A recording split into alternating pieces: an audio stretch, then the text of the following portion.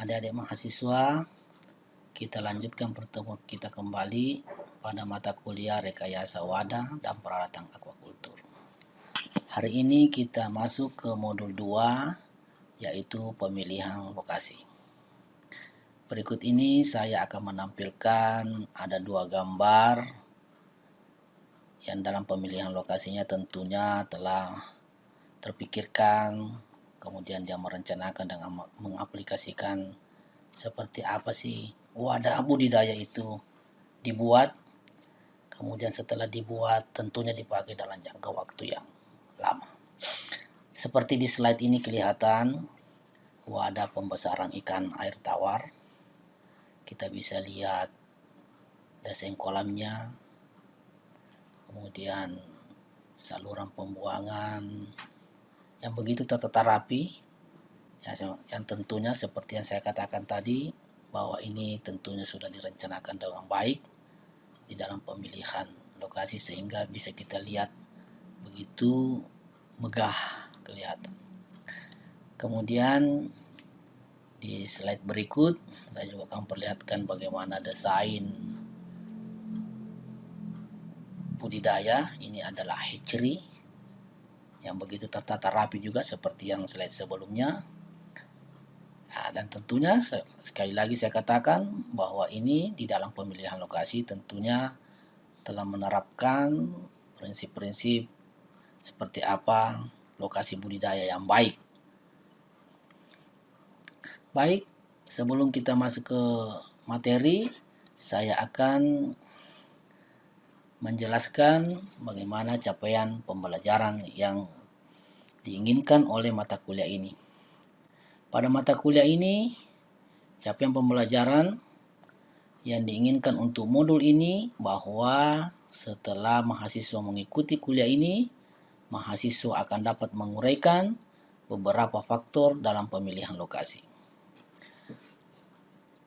Untuk mencapai capaian pembelajaran ini, maka kami akan sajikan 2 subpokok kajian atau yang dulu disebut dengan subpokok bahasa.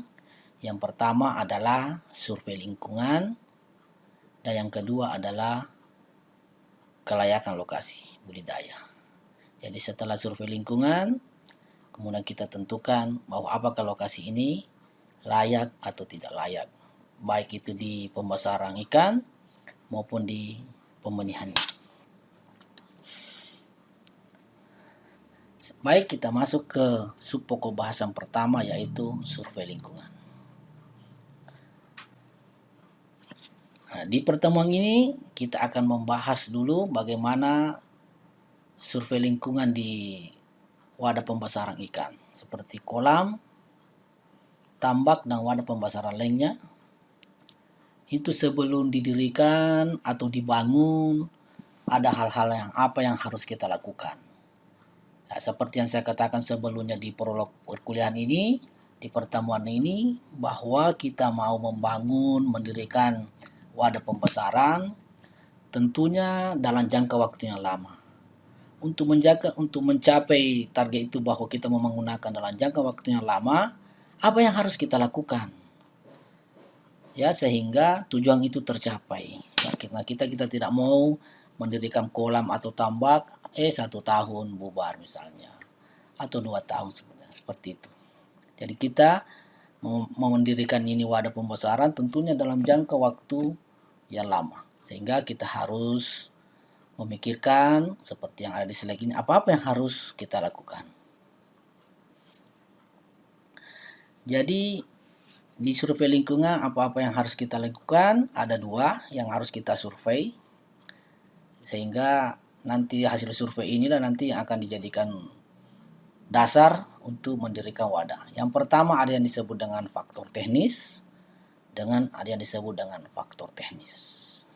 Faktor teknis yang dimaksud di sini adalah faktor yang berhubungan secara langsung dengan organisme atau ikan yang kita budidayakan, seperti sumber air, kemudian topografi, yang ketiga jenis dan tekstur tanah, dan informasi meteorologi. Kemudian di faktor non teknis Faktor non teknis ini adalah faktor yang tidak berhubungan langsung dengan tingkat kelangsungan atau pertumbuhan ikan yang kita budidayakan, seperti aspek legalitas dan kelembagaan, aspek sosial ekonomi, aspek keamanan, dan aspek ilmu pengetahuan dan teknologi. Jadi ada dua, ya, faktor teknis dan faktor non teknis yang harus kita kumpulkan datanya sebelum nanti kita akan mendirikan wadah pembesaran, ya. Jadi ada dua, faktor teknis dan faktor non teknis. Sekarang mari kita lihat satu-satu seperti apa itu faktor teknis dan seperti apa itu faktor non teknis. Faktor teknis yang pertama itu adalah air. Berbicara tentang budidaya ikan, yang pertama yang harus kita survei adalah apakah ada air. Apakah sumber daya air itu ada sepanjang tahun? Ya, kemudian air itu tentunya kualitasnya sesuai dengan persyaratan terhadap organisme yang akan kita budidayakan. Jadi sumber daya yang air di sini misalnya air tawar. Kalau kita mau organisme yang dibudidayakan adalah ikan air tawar, misalnya air payau misalnya untuk udang. Kemudian air laut tentunya kalau seperti di Karamba Jaring Apung atau wadah-wadah pembesaran yang menggunakan sumber airnya yang berasal dari laut. Ya, seperti yang di slide di sini dilihat, kalau air tawar ya 0 sampai 5 ppt, air payau 6 sampai 29 dan air laut sampai 35 ppt. Kemudian faktor teknis yang lain adalah yang ini ya, kualitas air masih di air. Tentunya tadi yang saya katakan, tentunya parameter yang ada seperti fisika. Ini yang bisa kita lihat suhu air, kekeruhan, kecerahan, dan padatan tersuspensi. Kemudian ada fisika, setelah fisika itu ada parameter kimia seperti oksigen terlarut, pH, alkalinitas, amonia, dan lain-lain. Parameter-parameter ini tentunya nanti disesuaikan dengan organisme yang akan kita budidayakan. Karena setiap organisme yang dibudidayakan itu memiliki ambang batas untuk bisa hidup. Ya, tapi ini secara umum seperti ini berlaku untuk seluruh organisme, tapi lebih spesifik lagi nanti tentunya akan dijelaskan lagi pada mata kuliah yang lain, seperti misalnya budidaya ikan nila, tentunya parameter kimia air untuk ikan nila atau parameter kimia air untuk budidaya udang windu misalnya atau udang faname. Begitu pula di parameter biologi airnya, seperti itu. Selanjutnya kita melangkah ke aspek teknis yang lain, yaitu debit air. Nah, ini khusus untuk kolam air tawar. Karena di air payau ini kita tidak pernah bicarakan seperti ini. Yang ada debit air ini adalah tentang yang ini berada pada wadah budidaya ikan air tawar. Kolam air tenang, ada yang disebut dengan kolam air deras. Nah, kemudian ini Karamba, bukan lagi tentang debit air, tapi itu menyangkut tentang arus dan gelombang.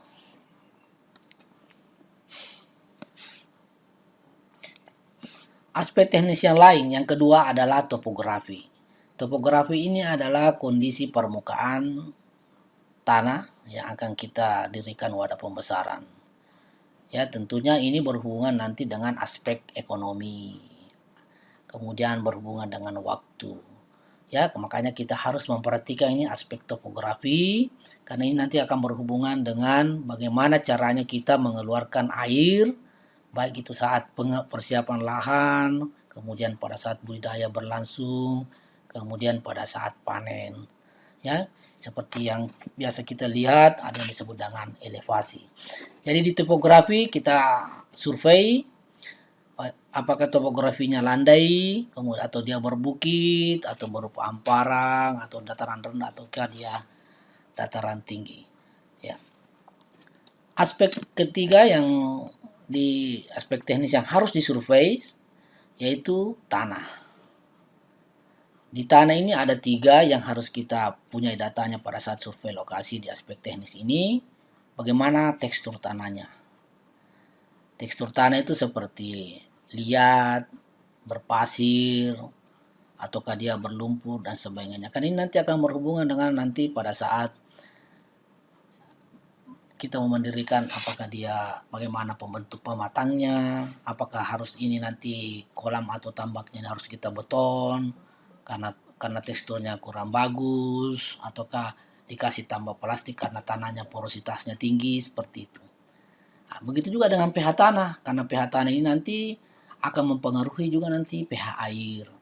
Nah, ini nanti apakah pH tanahnya ini setelah ada data kita peroleh, ini akan sulit nanti kita pada saat pembudidayaan, sehingga kita harus kasih plastik misalnya. Kalau misalnya pH tanahnya ini masih bisa kita kendalikan, ya mungkin tidak perlu membutuhkan lagi plastik dan sebagainya, seperti itu. Nah, kemudian unsur hara. Nah, unsur hara tanah ini kan yang dibutuhkan oleh plankton atau pakan alami, sebagai pakan alami. Ini juga harus ada datanya, harus ada data yang dimiliki untuk nanti pada saat bahwa inilah lokasi yang cocok. Jadi data-data tekstur tanah, pH tanah, dan unsur hara itu harus kita miliki sebelum kita mendirikan wadah pembesaran. Kemudian aspek teknis yang keempat yang harus kita punya datanya, yaitu informasi meteorologi. Informasi meteorologi seperti curah hujan, kecepatan angin, dan suhu udara. Jadi ini minimal. Jadi curah hujan. Apakah nanti calon lokasi yang akan kita dirikan wadah budidaya itu, ya nanti curah hujannya seperti apakah tinggi atau rendah dan sebagainya. Karena ini nanti akan berhubungan dengan teknis budidaya. Misalnya pada saat musim hujan, ternyata lokasi itu sering kebanjiran. Ataukah musim kemarau, susah untuk mendapatkan air tawar dan sebagainya. Seperti itu. Sehingga ini harus kita tahu seperti apa curah hujan yang ada di situ.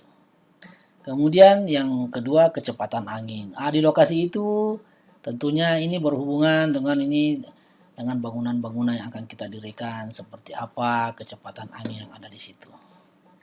Begitu juga dengan suhu udara, karena suhu udara juga nanti akan mempengaruhi nanti bagaimana kondisi air yang ada di wadah budidaya kita. Nah, selanjutnya inilah keempat faktor teknis. Nah, sekarang kita masuk ke faktor non teknis.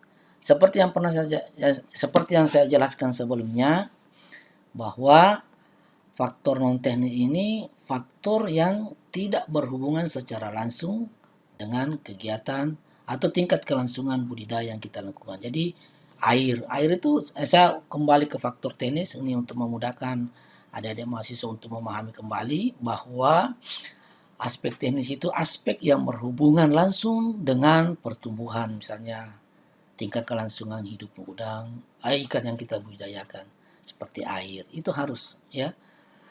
Kemudian kalau faktor non teknis ini tidak berhubungan langsung. Maksudnya tidak berhubungan langsung, tidak ada hubungannya ikan ini tumbuh dengan cepat atau ikan ini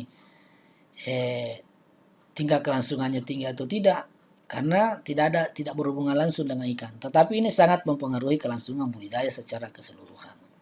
Makanya pada saat pemilihan lokasi kita juga harus survei faktor non teknis ini. Jadi ada 4 yang harus kita punya datanya untuk sebagai dasar di dalam pemilihan lokasi, sehingga kita inilah lokasi yang cocok. Yang pertama itu ada aspek legalitas dan kelembagaan. Jadi sebelum kita mendirikan wadah pembesaran, bahwa kegiatan ini kita legal, tentunya seizin pemerintah setempat. Tentunya adalah persyaratan-persyaratan yang harus kita miliki sehingga bahwa kegiatan kita ini legal, karena kalau ilegal itu pasti tidak jadi didirikan ya. Kemudian aspek sosial ekonomi, bagaimana aspek sosial di sana, apakah masyarakat mendukung ataukah tidak ya, karena kalau masyarakat tidak mendukung itu akan menyusahkan kita nanti dalam budidayanya, karena tidak mendapat dukungan dari masyarakat. Makanya kita harus mendapatkan data seperti apa sosial ekonomi masyarakat di situ yang akan kita dirikan wadah budidaya. Yang ketiga, aspek keamanan. Aspek keamanan ini penting karena ini berhubungan dengan sarana dan prasarana yang ada pada wadah budidaya nanti akan kita dirikan. Ini kalau tidak aman, tentunya akan membuat kita lagi ada pekerjaan tambahan yang sebenarnya secara non teknis ini tidak ada hubungannya dengan udang. Tetapi sangat penting kalau misalnya tiba-tiba kita panen, tiba-tiba ada penjarahan dan sebagainya. Atau misalnya ada sarana-sarana budidaya yang hilang, tentunya akan mempengaruhi kegiatan budidaya yang kita lakukan. Nah, yang keempat, aspek ilmu pengetahuan dan teknologi. Bahwa wadah kemudian ikan yang kita budidayakan sudah ada teknologinya, sudah lengkap.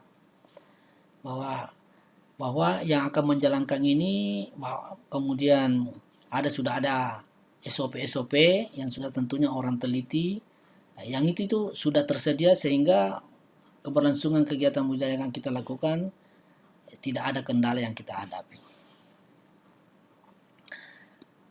Selanjutnya kita masuk ke kelayakan. Nah, seperti yang saya katakan sebelumnya bahwa sebelum kita mendirikan lokasi budidaya pembesaran, kita lakukan dulu survei.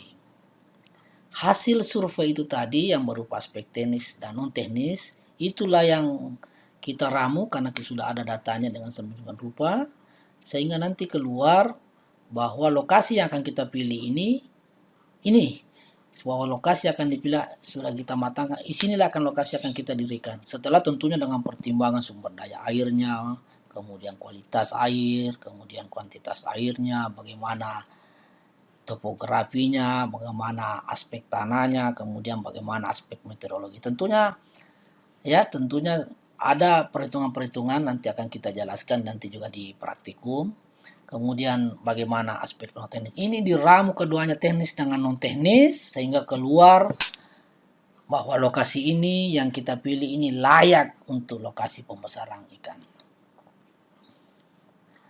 Seperti misalnya ini ada saya tampilkan tabel kesesuaian parameter perairan untuk budidaya ikan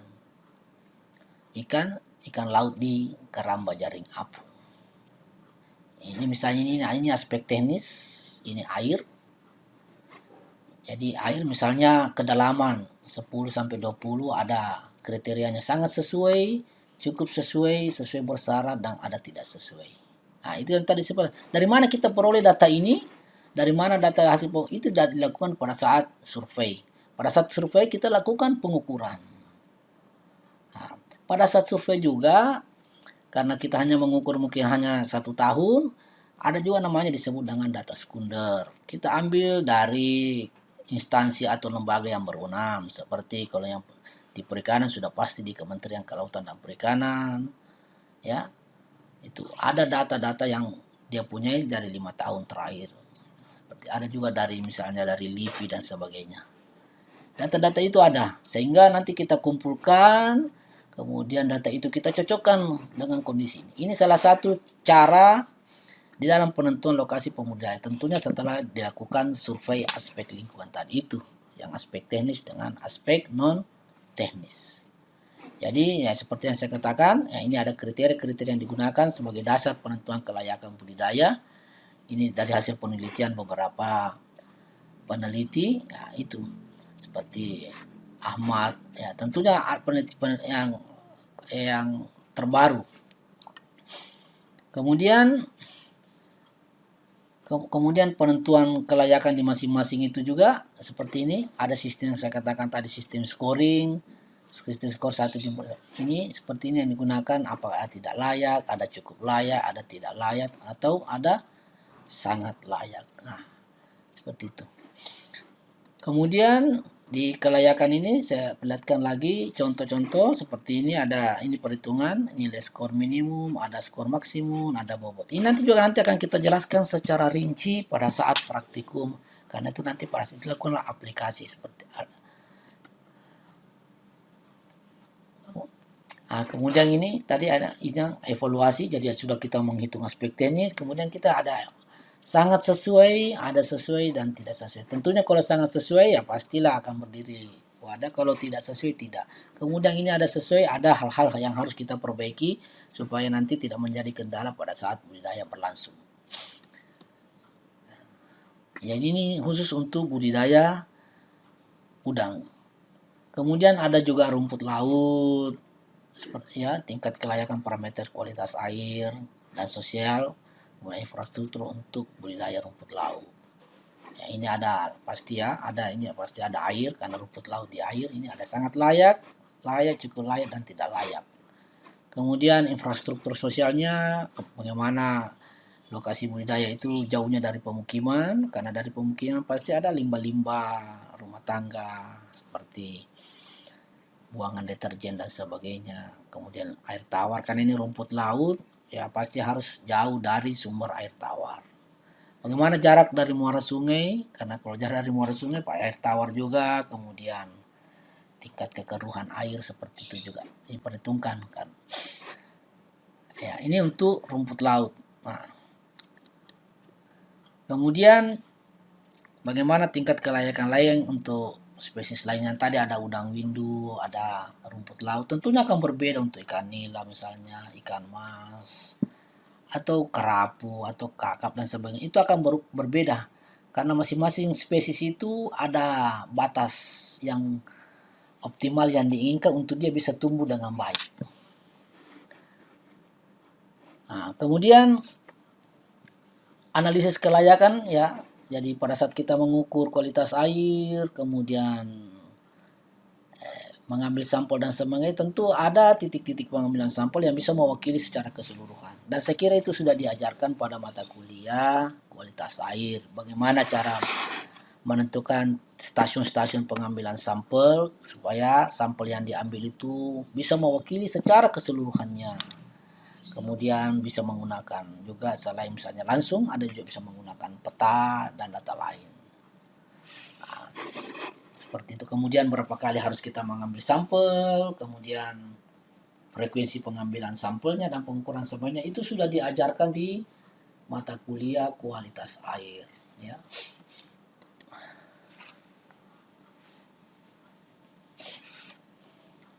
Nah, ini juga, ini analisis kelayakan masih lanjutan dari yang slide sebelumnya. Jadi yang sekarang sudah berkembang, sekarang sudah berbasis digital, ada yang berbasis web. Sebenarnya analisis itu dilakukan dengan menggunakan tentunya software komputer yang orang sudah lakukan seperti itu. Jadi data-data yang kita tinggal memasukkan di software, nanti keluar hasilnya apakah dia sesuai ataukah dia tidak sesuai, seperti itu. Dan ya, tapi ini yang komputer ini hanya menganalisis. Tapi untuk bagaimana cara mengambil sampel yang baik, itu kita. Karena bukan komputer yang mengambil sampel. Ya. Jadi kalau salah di pengambilan data, akan nanti juga di kesimpulan juga akan salah. Ya, makanya di mata kuliah kualitas air itu sudah diajarkan secara detail sampai kepada praktikumnya. Itu harus bagaimana sampel yang diambil itu bisa mewakili. Kemudian apakah pemilihan parameter itu sudah cocok dengan organisme yang akan kita budidayakan. Ya, sehingga setelah ada data-datanya masuk semua, kemudian kita masukkan di software tertentu di komputer, kemudian nanti keluar hasilnya seperti apa. Ini kolom penggunaan teknologi informasi, jadi seperti menggunakan satelit, kalau misalnya kalau mengetahui tingkat kedalaman, seperti apa suhu air, itu bisa, itu sudah ada datanya semua. Jadi kita tidak perlu data lagi mengukur, sudah ada data seperti data tahun 10 tahun terakhir seperti apa kondisi suhu di perairan itu, ya bagaimana kedalamannya, bagaimana kecerahannya. Ini lebih memudahkan lagi kita. Tapi untuk lebih memastikan, saya sih menyarankan lebih bagus kita lakukan juga pengukuran secara in situ. Kita langsung ke lapangan seperti itu kah? Ya. Seperti ini juga untuk pemetaan, ya bagaimana elevasinya dan sebagainya, ya. Kemudian, nah ini yang penting, elevasi. Elevasi ini penting pada saat kita lakukan survei, ya karena ini berhubungan nanti dengan banyak hal seperti pada saat persiapan lahan. Apakah pada saat pintu air dibuka, air secara otomatis keluar tanpa menggunakan pompa. Jadi secara gravitasi dia keluar dengan sendirinya tanpa meninggalkan spot-spot tertentu, ada air-air tertentu pada bagian-bagian tertentu itu. Ini elevasi. Kemudian pada saat panen juga seperti itu. Pada saat orang ganti air ya, karena ini akan kita meminimalkan penggunaan peralatan tertentu seperti harus menggunakan pompa, karena kemudian pompa itu harus menggunakan listrik, kemudian harus ada yang mengoperasikan. Jadi kalau elevasi bagus berarti kita tidak butuhkan pompa, tidak butuhkan listrik, tidak butuhkan orang untuk operasikan, dan itu akan membuat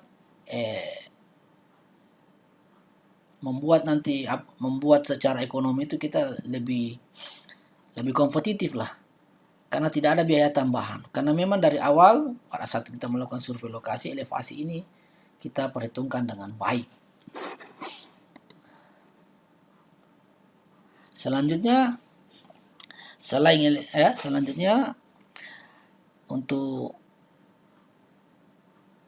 untuk wadah-wadah di pembenihan akan kita jelaskan pada pertemuan minggu depan. Saya kira cukup untuk pertemuan kita hari ini. Saya ucapkan terima kasih. Assalamualaikum warahmatullahi wabarakatuh.